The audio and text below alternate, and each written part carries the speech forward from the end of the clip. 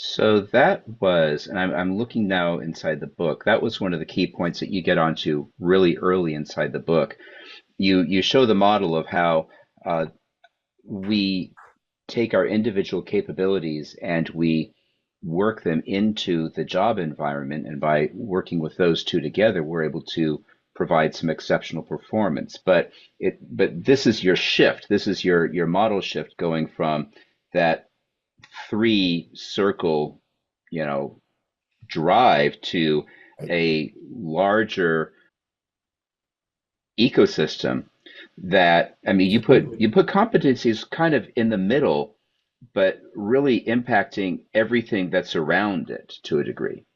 You are so right. This is exactly what I found. And this was the eye opener for me um, as I went through my career. I found those are what play a key role in producing effective performance, because not just matching the skill to the task. It's applying those skills to tasks in that environment. And that's where the agility and the ability of an instructional technology professional to recognize that is going to be a key differentiator in effective performance. So we've got 14 competencies inside this book, starting with perceptual objectivity and going all the way down to self-confidence. Right. Self-confidence, that's a big one. Um, Yet you state in the introduction, though I report these experiences in the past tense, competency application should never be viewed as I have done here. So why not? And how should they be viewed? The environment that we work in, and once again, this is based on the automobile industry, which was the environment I worked on, is not a static environment. And I probably overstated that, and I probably said it in a clumsy and a clunky way that maybe doesn't ring true to what I'm trying to get at, which is don't look at this book and don't look at the application of each competency and say, if only I do that in that context, I'll be successful.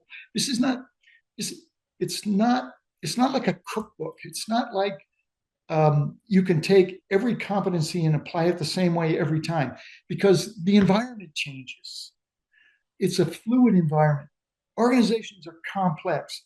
I mean, think about just the automobile industry. Cars don't look the same today as they did 20 years ago. I guarantee you the people who were there 20 years ago aren't there today. The Hmm. technology that we used and we applied 20 years ago isn't there today. It's different. So you need to have that flexibility. And that's why I say, don't look at this as a snapshot of history and say, if only I do these things. And that's really the problem with um, anything in print media, I suspect, is that it's time dated.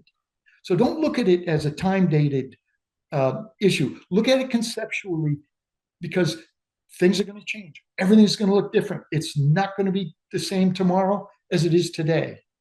And so don't take that approach. And that's what I was trying to get at. And I'm not sure I, based on your comment, accomplished that the way I meant to.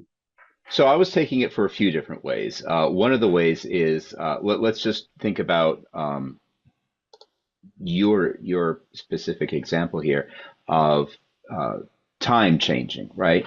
You've got an example in here under your use of unilateral power where you were dealing with a change in the technology that was mandated by, it seems like global treaties and organizations going through, Right. removing the Freon 12 and a host of other chemicals Mm-hmm. from all of the systems that we have. And now there's a whole new bunch of chemicals that you're able to use for the creation and utilization for the air conditioning inside the car and a few other elements of how the cars are manufactured. Um, so that is a pretty specific, localized application. And I mean, obviously, that's not going to happen again. But it's this idea of you will come across a time where some legal entity will mandate something that is going to change how you do business on a fundamental level. And this is how that competency can come to. And that was very significant. And this was totally unexpected, totally out of our control. I can still recall sitting in that meeting thinking, holy cow, what are we going to do? And then at some point, after getting a little more rational thought in my head on the airplane on the way back home, I thought, no, what am I going to do? What am I going to be able to do to influence that? Because this is on me now. I'm part of what's going to be the solution, I hope. And I'm not trying to overplay what I did. My role was utterly insignificant in the global picture, I think. But it was an opportunity to take what actions I could within the environment that I was working to do the things that I could do and do my part to make it happen. So then it sounds like going back to the question, how would we work with it? These competencies, if we have an instance where we're leaving a meeting for whatever industry we're in, Mm-hmm. just because this is based in the automotive industry doesn't mean that it won't apply to medical or pharmaceutical Precisely. or anything Yeah. else like that, because we can walk out of a conference or a meeting and say, oh my gosh, what are we going to do? And reframe that to how we're going to go ahead and support whatever initiatives we need to run through. So that was the other half I was looking at when I was thinking Okay. about your Mm-hmm. comment there.